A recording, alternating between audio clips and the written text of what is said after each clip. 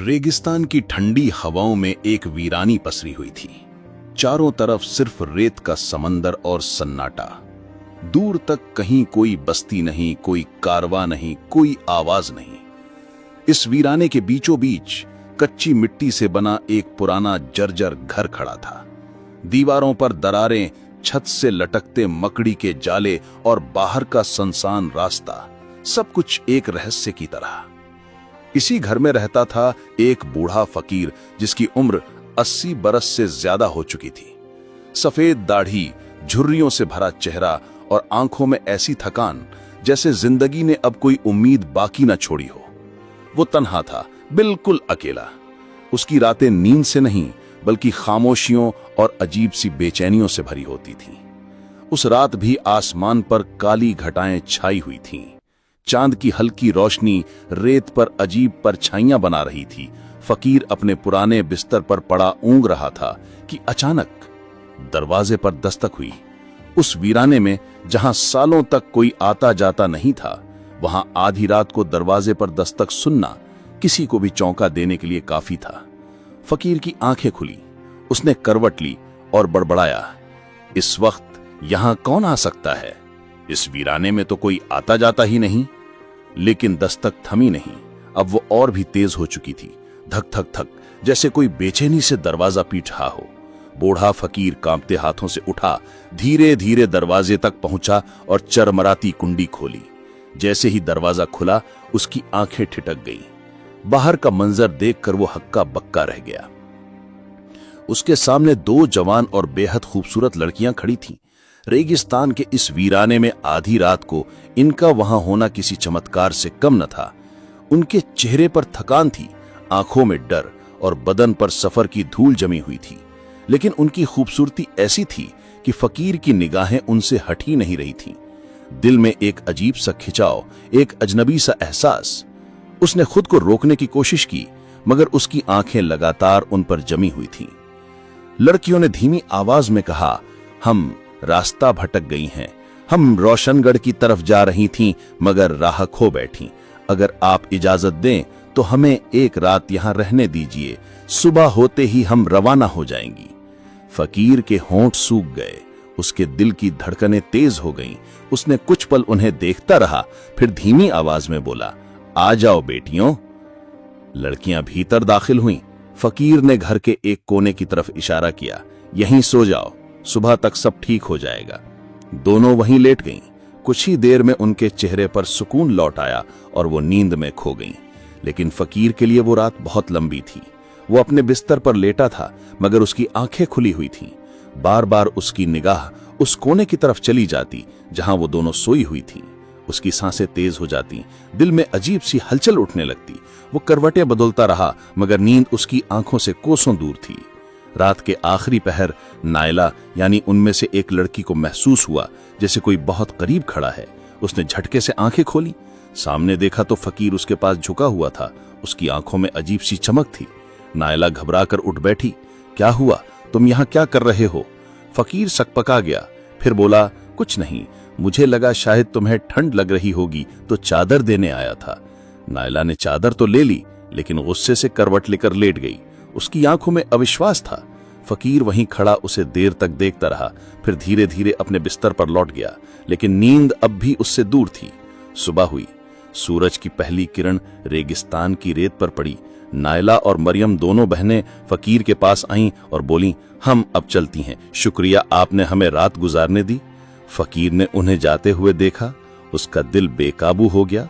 वो धीरे से बोला, कहां जा रही हो बेटियों? रोशनगढ़ बहुत दूर है, तुम जवान लड़कियां हो, इस वीराने में अकेली कैसे जाओगी?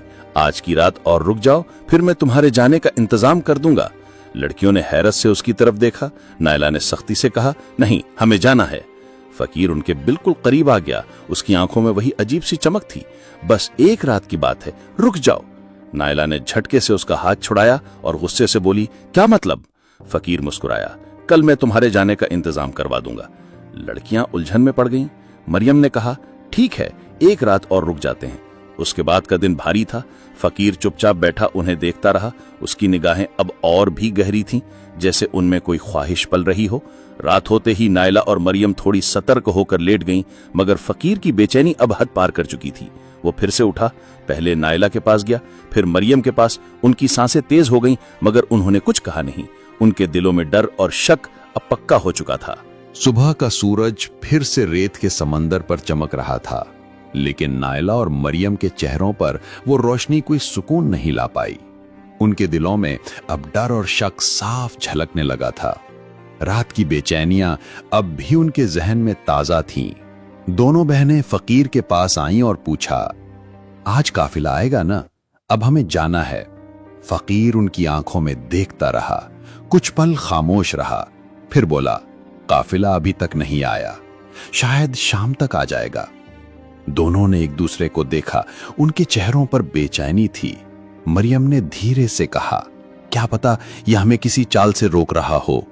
नायला ने सिर हिलाया, हां, इसकी निगाहें मुझे बिल्कुल ठीक नहीं लगती। दिन बीता मगर काफिला कहीं नहीं दिखा। फकीर अब भी दूर बैठा उनकी हर हरकत पर नजर रख रहा था। उसकी निगाहें अब और भी बोझिल और भी गहरी हो गई थीं, जैसे कोई शिकारी अपने शिकार पर नजर रखता है। शाम को फकीर खुद उनके पास आ गया और बोला, मुझे लगता है काफिला अब सुबह तक आएगा, आज की रात और रुक जाओ। लड़कियों ने गुस्से से कहा, नहीं, अब और नहीं, चाहे काफिला आए या ना आए, हम निकल रहे हैं। फकीर मुस्कुराया, लेकिन उसकी मुस्कान में अब फिक्र नहीं, चाल छुपी थी। इस वीराने में रात को निकलना खतरनाक है। जानवर घूमते हैं, डाकू भी आते हैं, अगर कोई नुकसान पहुंचा तो? लड़कियों ने उसकी चाल भांप ली। उन्होंने एक दूसरे को देखा और कहा, ठीक है, मगर सुन लो, ये आखिरी रात होगी। कल चाहे काफिला आए या ना आए, हम यहां से निकल जाएंगे। फकीर ने सिर हिलाया, लेकिन उसकी आंखों में चमक आ चुकी थी। उसने खुद से कहा, आज की रात, हां, आज की रात आखिरी होगी और मैं इसे ऐसे ही नहीं जाने दूंगा। रात गहराने लगी। दोनों बहनें अब पूरी तरह चौकन्नी थीं। उन्होंने तय किया कि आंखें बंद करके ऐसे लेटे रहेंगे जैसे सो गई हों, मगर असल में जागते रहेंगे। अंधेरे कमरे में उनकी धीमी सांसें और बेचैन धड़कनें सुनाई दे रही थीं। फकीर अपने बिस्तर पर लेटा था, मगर उसकी एक आंख खुली हुई थी। वो बार बार उनकी तरफ देखता रहा। जब उसे लगा कि वे अब बिल्कुल नहीं हिल रहीं, उसने धीरे से करवट बदली और उठ खड़ा हुआ। उसके कदम दबे दबे उनकी तरफ बढ़े। पहले वो नायला के पास गया, उसके पैरों के पास बैठकर धीरे धीरे उन्हें सहलाने लगा। नायला ने हल्की सी आंख खोली और उसकी रूह कांप उठी, मगर उसने हिम्मत करके खुद को स्थिर कर लिया ताकि फकीर को लगे कि वो सो रही है। फकीर ने जैसे ही हलचल देखी, घबराकर पीछे हट गया और मरियम के पास चला गया। उसने उसका हाथ अपने हाथों में लिया और उसके चेहरे को देर तक घूरता रहा। मरियम के दिल की धड़कनें तेज हो गईं। वो हड़बड़ाकर उठ बैठी और करवट लेकर मुंह नीचे कर लिया। फकीर घबराकर वापस अपने बिस्तर पर चला गया, लेकिन उसके चेहरे पर कोई शर्म नहीं थी।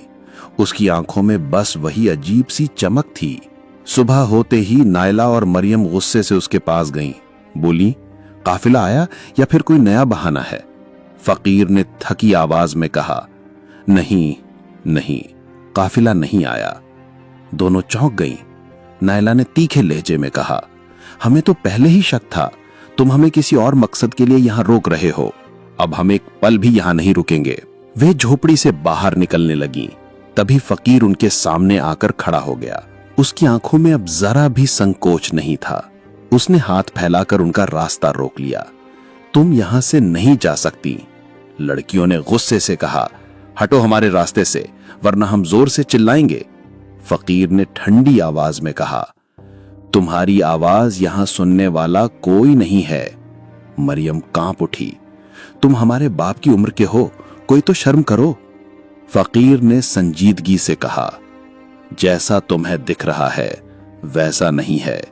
तुम जिस शख्स की तलाश में रोशनगढ़ जा रही हो, क्या पता वो यहीं कहीं हो? दोनों चौंक गईं, उनकी आंखें फैल गईं। तुम्हें यह कैसे पता कि हम रोशनगढ़ में किसी को ढूंढने जा रही हैं? फकीर ने गहरी सांस ली और धीमी आवाज में कहा, मैं सब जानता हूं, मगर अभी सब कुछ नहीं बता सकता। अगर मैंने कह दिया तो सब कुछ बर्बाद हो जाएगा। बस इतना समझ लो कि अगर आज की रात मेरे साथ रुकी तो शायद तुम्हें रोशनगढ़ जाने की जरूरत नहीं पड़ेगी। लड़कियां हैरत में थीं। उनके दिल में डर और शक दोनों एक साथ पनप रहे थे। उन्होंने एक दूसरे को देखा। नायला ने फुसफुसा कर कहा, यह कुछ बड़ा छुपा रहा है, मगर क्या? मरियम ने कहा, मगर इस पर भरोसा करना खतरे से खाली नहीं। फकीर अब भी गंभीर खड़ा था। उसकी आंखों में कोई और ही राज था। उसने कहा, अगर तुम रुक जाओगी तो कल तुम्हें सब पता चल जाएगा। तुम्हें अपने शौहर की तलाश में भटकना नहीं पड़ेगा। ये सुनकर दोनों बहनों के पैरों तले जमीन खिसक गई। उनके दिलों की धड़कनें तेज हो गईं। उन्होंने कांपती आवाज में पूछा, तुम्हें कैसे पता कि हम अपने शौहर को ढूंढ रही हैं? फकीर ने उनकी तरफ देखा। उसकी आंखों में अब अजीब सी चमक थी। रेगिस्तान की हवाओं में उस सुबह अजीब सा बोझ था। नायला और मरियम के चेहरे पर डर और गुस्सा साफ झलक रहा था। फकीर की बातें अब उन्हें और उलझन में डाल रही थीं। वे थक चुकी थीं। उनके दिल में सवालों का तूफान था। आखिर ये बूढ़ा हमें बार बार रोक क्यों रहा है? ये हमारे शौहर का नाम क्यों ले रहा है? और इसे ये सब मालूम कैसे? दोनों ने एक दूसरे को देखा। नायला बोली, मरियम, हमें अब यहां से निकल जाना चाहिए, चाहे कुछ भी हो। मरियम ने सिर हिलाया। हां, अब और नहीं। ये रातों रात हमारे करीब आने की कोशिश करता है। अब हमारे राज भी जानता है। ये खतरनाक है।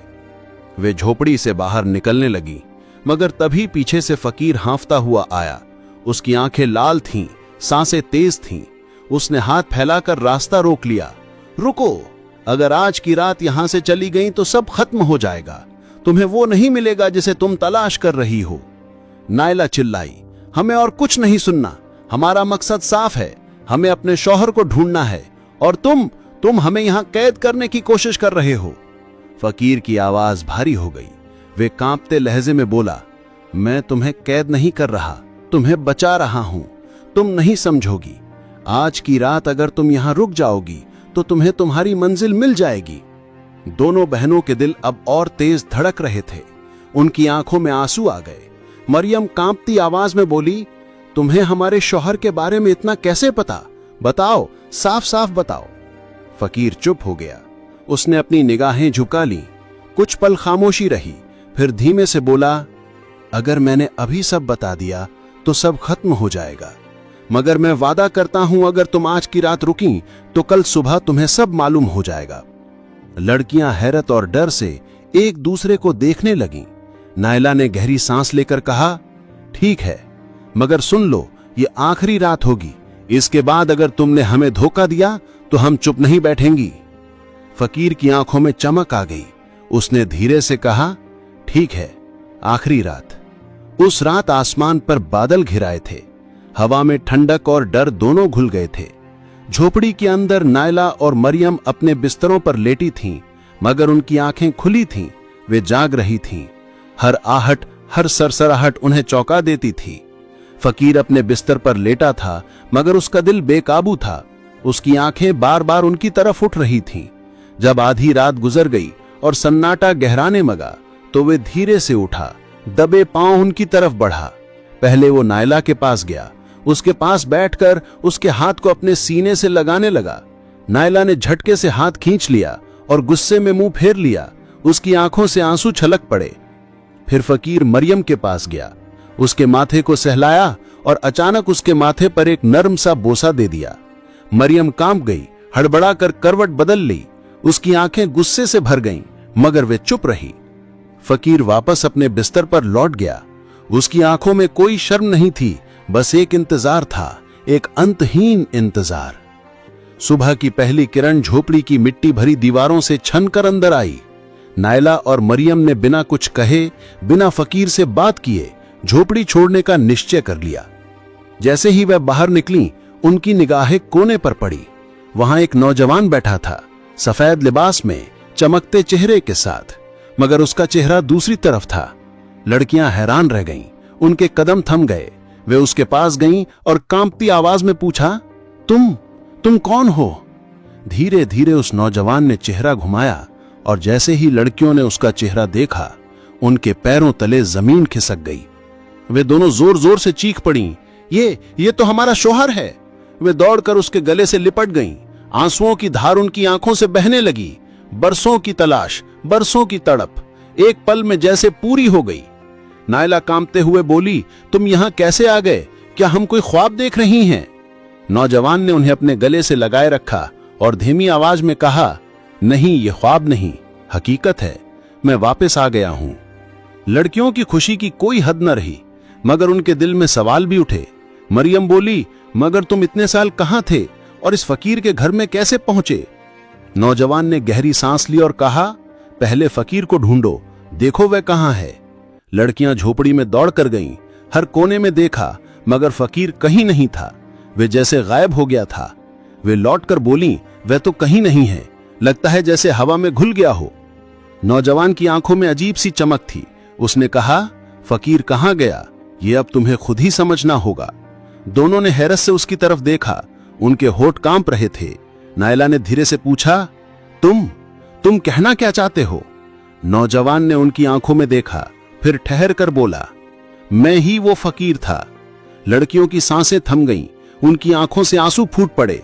वे कांपती आवाज में बोली, क्या तुम ही वो फकीर थे? नौजवान ने सिर झुका लिया। हां, वही मैं था। ये सब एक सजा थी जो मुझे मिली थी। एक दिन मैंने मजाक में एक बूढ़े आदमी और उसकी जवान पत्नी का मजाक उड़ाया था।